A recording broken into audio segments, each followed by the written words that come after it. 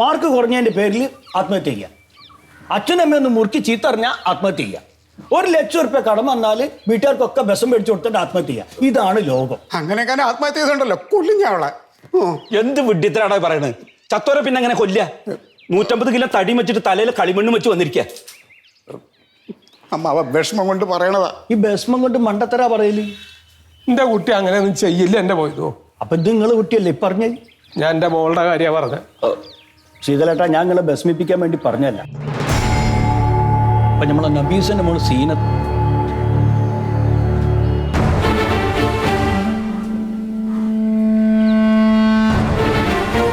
എന്നിട്ട് നബീസന്റെ മോള് സീനത്ത് നബീസിന്റെ മോള് അടക്കട്ടെ. ഓളിപ്പ് ഇങ്ങോട്ടാ പോയത്? അവള് വെറുതെ പറമ്പിലൊന്നും അങ്ങോട്ട് ഇറങ്ങിയതായിരിക്കും.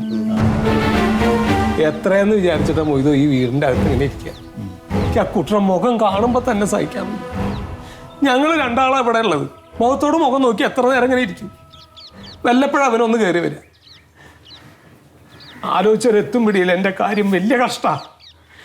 അല്ല, പറമ്പിൽ കിണറില്ലേ? മോളെ മണ്ടോ മണ്ടോ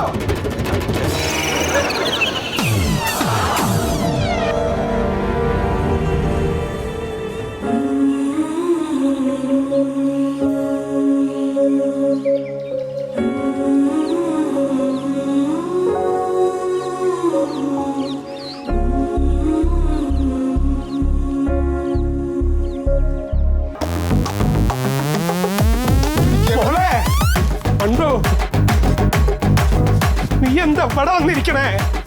വെറുതെ അതിനെന്തിനാ കുട്ടി നീ കിണറിന്റെ ഒക്കെ തന്നെ വന്നിരിക്കണേ? അമ്മാവ് ഞാൻ ഒറ്റയ്ക്കൊന്ന് സമാധാനായിട്ട് ഇരുന്നോട്ടെ. കൊല്ലി ഞാൻ അവനെ ആ പ്യാരിയാതെ ഒന്നും മിണ്ടാണ്ടിരിക്കടാ. ആദ്യം അവനവന് പറ്റുന്ന പണിക്ക്. അമ്മാവ് അത്രയ്ക്ക് വിഷമമുണ്ട് എനിക്ക് അവളുടെ കാര്യത്തില്. ആദ്യം നിന്റെ പെണ്ണുമ്പിള്ള നിലക്കിരുത്ത്, എന്നിട്ട് മതി മറ്റുള്ളവരെ നിലക്കിരുത്ത്. എന്തിനാ അത് പറയണേ? എന്തിനാ എല്ലാരും കൂടി ഇങ്ങനെ ബഹളം വെക്കണേ? മോളെ നീ സമാധാനായിട്ടിരിക്കേ. അച്ഛൻ ഇതിനൊരു വഴി കണ്ടെത്താം. ഞാൻ എന്നാ അകത്ത് പോയിട്ട് ഇരിക്കാം അച്ഛ. അകത്ത് ഫാനുണ്ട്. അകത്ത് പോണ്ട, അകത്ത് പോയിരിക്കണ്ട. അകത്തിരിക്കണ്ട. ഇത് എന്ത് കഷ്ടാണ് അച്ഛാ. അകത്തിരിക്കുമ്പോ അച്ഛൻ വന്നേക്കും എന്താന്ന്. പുറത്തിരുന്ന ചേട്ടൻ പറയും അകത്ത് പോയിരിക്കാൻ. ഇവിടെ ഇരിക്കാന്നോർത്ത് അത് സമ്മതിക്കില്ല. മോളെന്തിനാ അതിന് ഒറ്റയ്ക്ക് പോയിരിക്കണേ? ഞങ്ങളുടെ കൂടെ ഇരുന്നാ പോരെ? അങ്ങനെ ഇരിക്കാം. ഞാൻ എന്നാ എന്റെ കൂട്ടുകാരിയുടെ വീട്ടിൽ പോവാ.